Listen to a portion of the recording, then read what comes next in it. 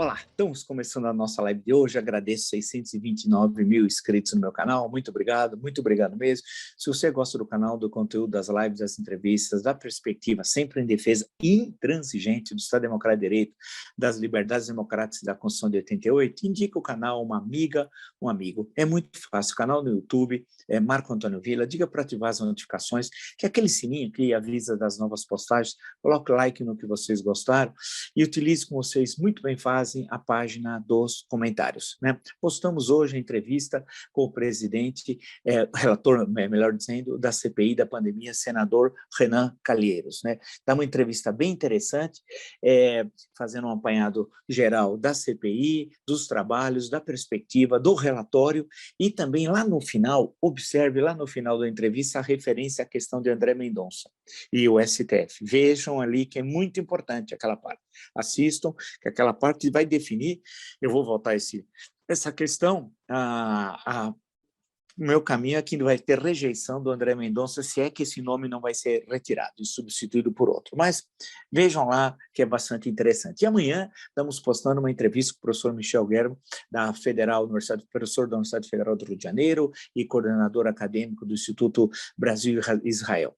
Tem coisas ali bem interessantes, discutindo Afeganistão, Oriente Médio, Estados Unidos, Brasil, a relação com a extrema-direita, uma boa conversa, uma conversa histórica, com muitos dados que eu não vejo aqui circular pelo Brasil, e porque o que nós estamos vindo falar de Talibã e Afeganistão, né, tem algumas coisas que são bastante interessantes e outras são servindo comida requentada como se fosse um prato novo recém-preparado, né?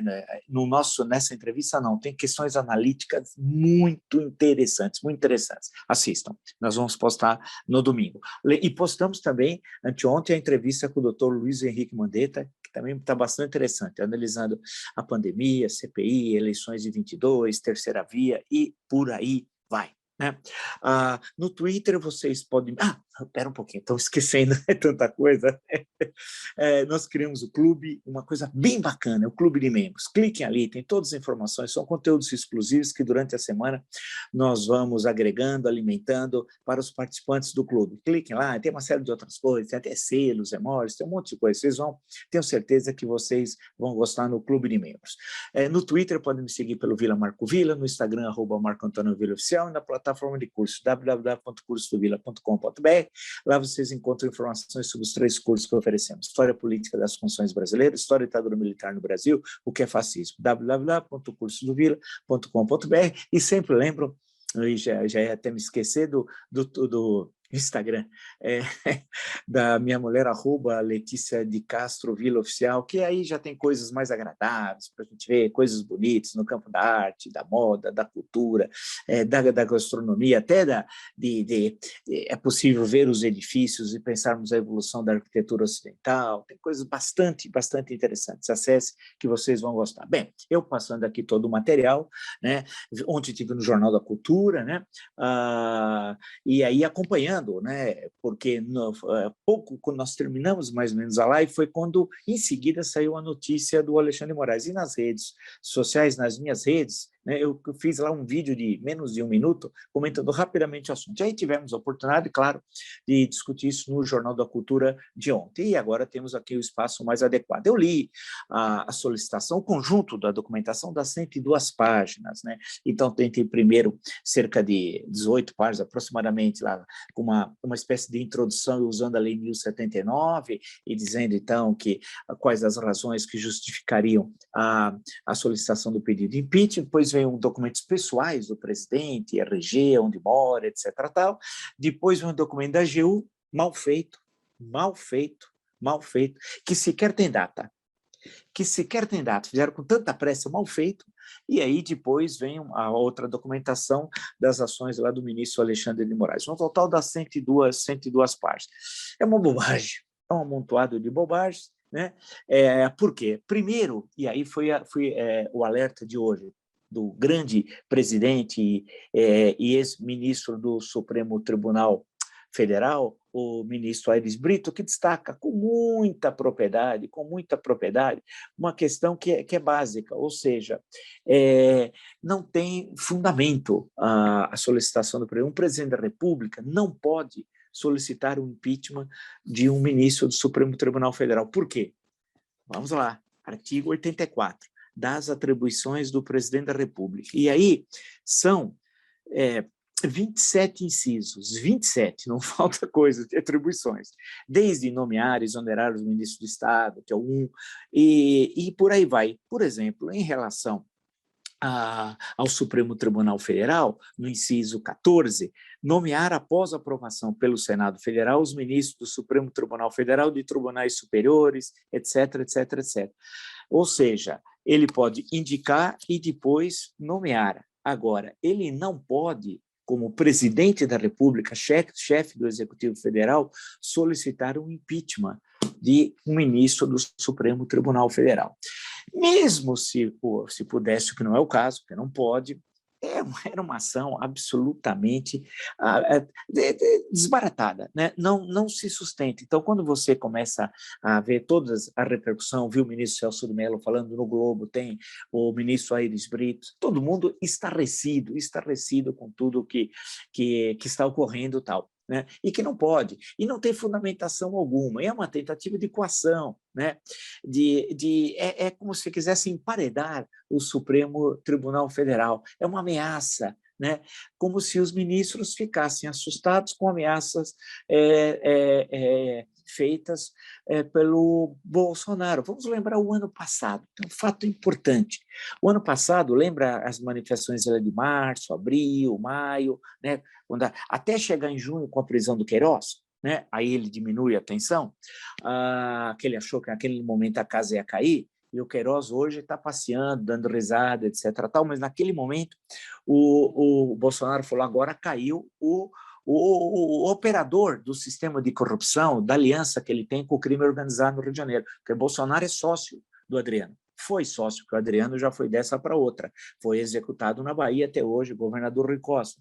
Não está esclarecido o que a PM do seu estado fez. Ele foi executado, os tiros foram 1,5 metro, execução. Bem, era um arquivo vivo, eles tinham de matar o Adriano. E para o Bolsonaro era fundamental a morte do Adriano, era essencial. E ele conseguiu, não sei de que meios, tal, isso um dia a história vai demonstrar. Mas que ele é sócio, isso é inegável, tanto que ele chegou a empregar como funcionário fantasma a primeira mulher, a mãe do Adriano, tudo como funcionário fantasma, condecorou o Adriano e teria, certamente fizeram lá negócios em termos de troca de apoio político em troca de proteção da milícia, né? Porque essa é uma discussão muito interessante e nós veremos em 2022 as áreas sobre controle de milícias, quais são os votados ali, porque a milícia ela tem o controle territorial, não há Estado, é o controle da milícia territorial, ela controla os negócios, vende proteção, vende gás, como ele sugeriu, inclusive, anteontem, de uma forma pueril. Ele é um idiota,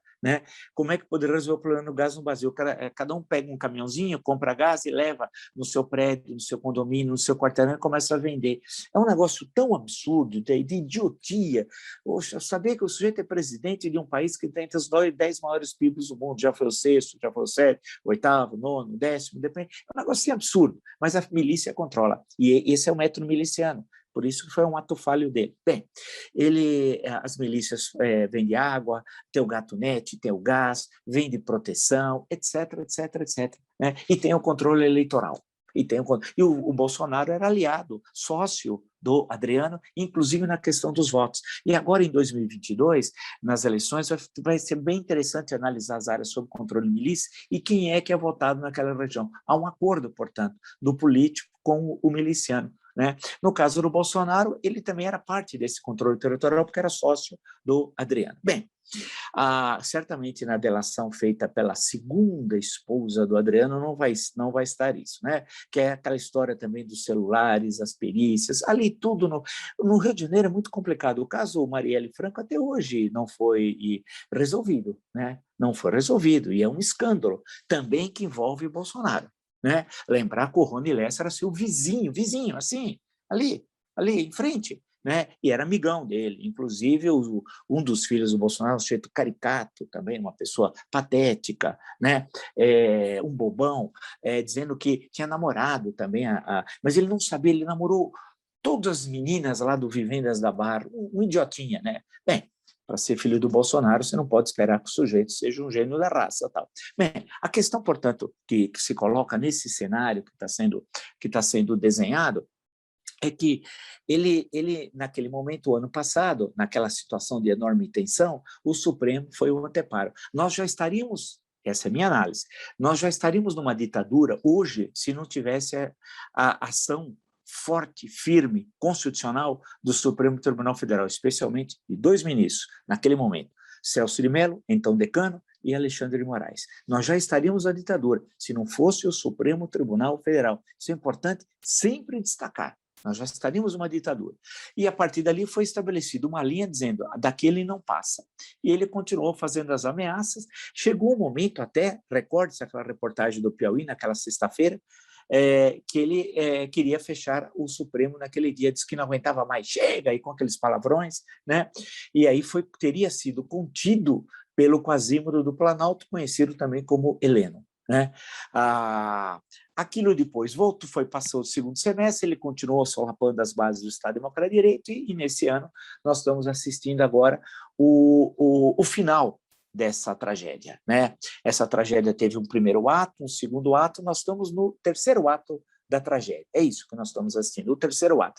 O terceiro ato começa, a primeira cena é a tentativa de impeachment fracassada, essa solicitação criminosa, provocativa, coisa de provocador do ministro Alexandre de Moraes. E a semana que vem ele vai fazer o ministro Luiz Roberto Barroso.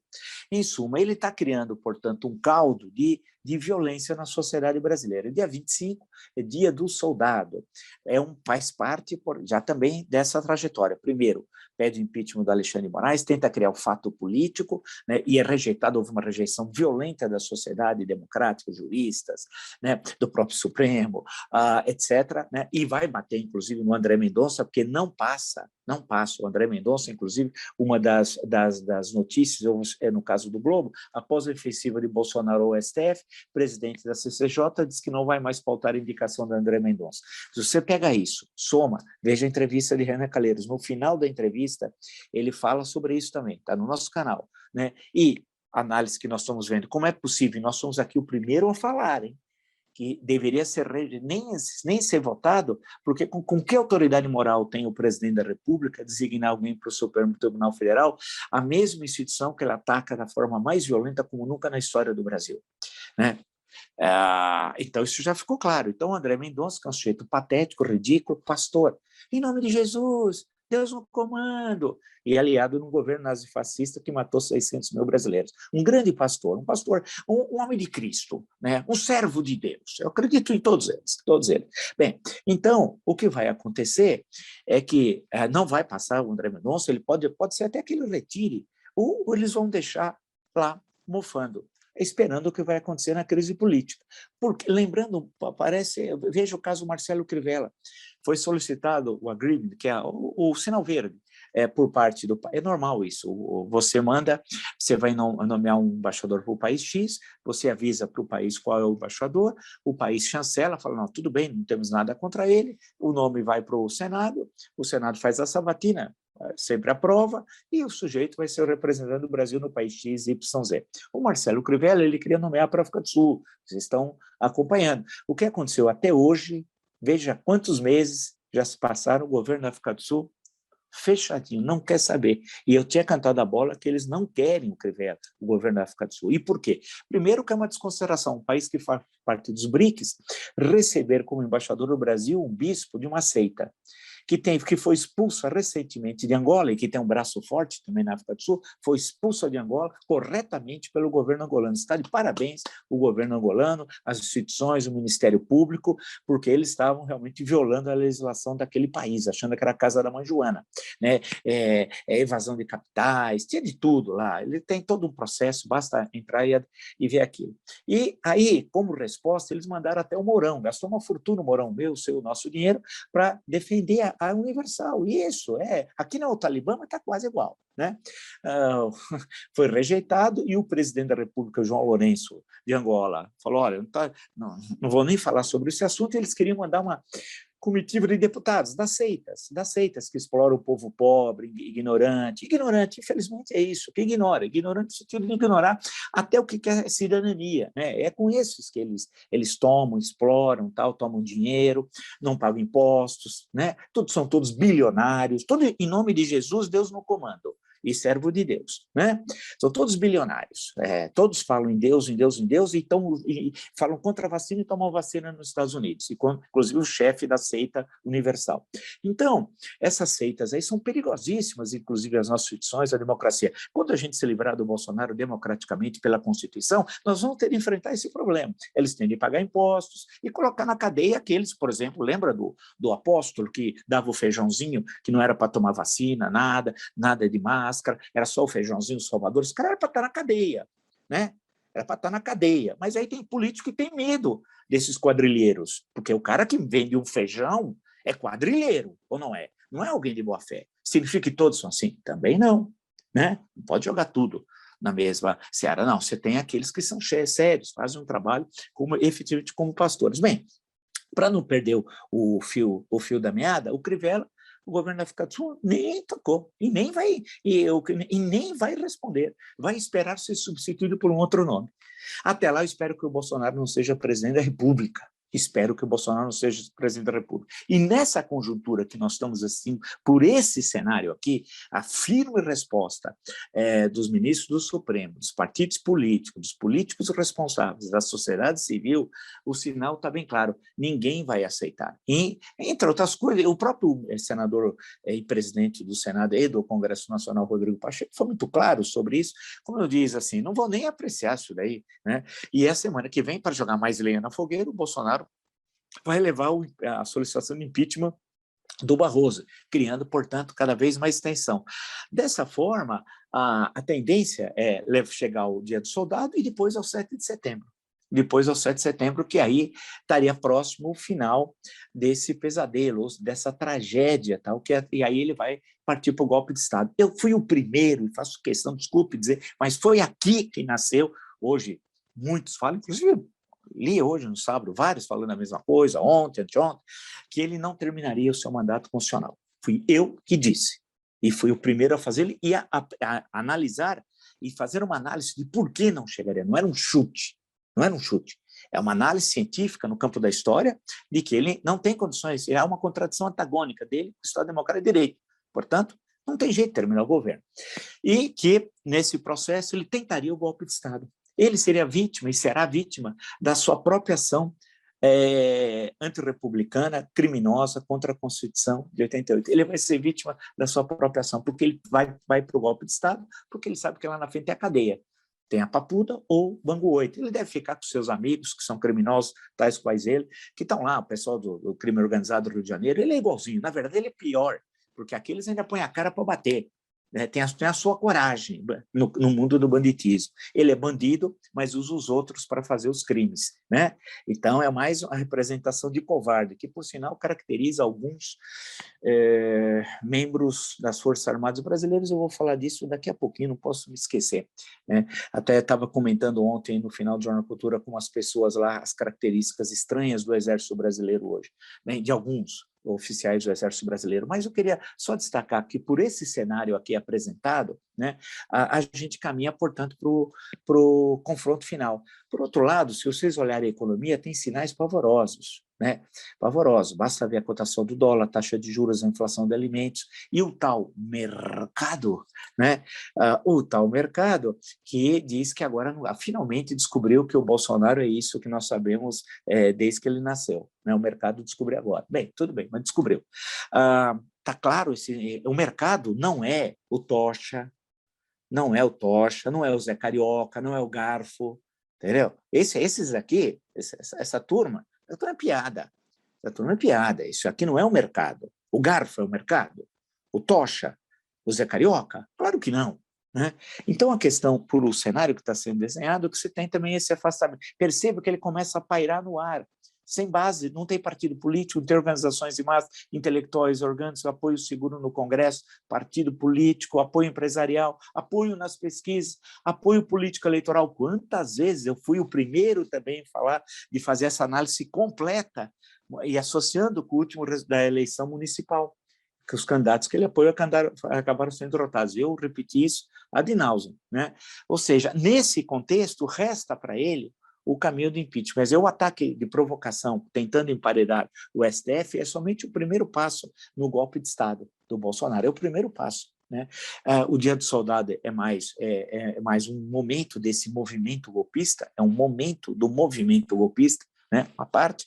Depois temos o 7 de setembro. A tendência de ensanguentar o 7 de setembro eu estou muito preocupado. Fui o primeiro também a levantar essa questão. Aqui em São Paulo, uma pendência paulista será utilizada por quem? Por movimentos próximos ao PT ou pelos nazifascistas bolsonaristas. Tal. Há uma discordância, a PM diz que é os nazifascistas que deve agora ocupar, e aí o pessoal próximo ao PT iria para o Largo da Batata ou para o Campo de Bagatelle na Zona Norte, né, para em suma, o cenário de ter incidentes é muito grande. E lembrar o episódio envolvendo Sérgio Reis, essa figura patética que eu achava, como eu disse ontem mesmo, que não estava mais entre nós, nem sabia mais de Sérgio Reis, né? O Goiabão, Eduardo Araújo Goiabão, o Zé Trovão. Olha aqui, que elite, hein? Zé Trovão, Goiabão e o Sérgio Reis, fantástico, meu Deus do céu, que nível, né? É o triunvirato, é o primeiro triunvirato. Quem é o César desses três, né?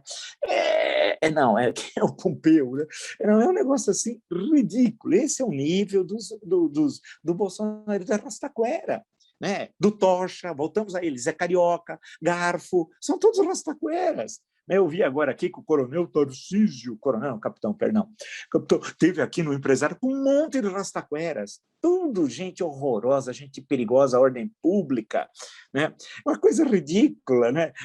Quem é capitão Tarcísio? Deixa passar um pouquinho, ninguém vai lembrar do capitão Tarcísio, deixa passar, quando saiu o Bolsonaro e vai sair sendo pela Constituição, pelo que determina as leis aqui brasileiras, ninguém vai lembrar mais dessa turma, dessa caterva. Registra aí, porque eu sei como é que essa turma funciona. Então, o cenário aqui, todo o cenário desenhado, por tudo que nós estamos vendo, né, assistindo,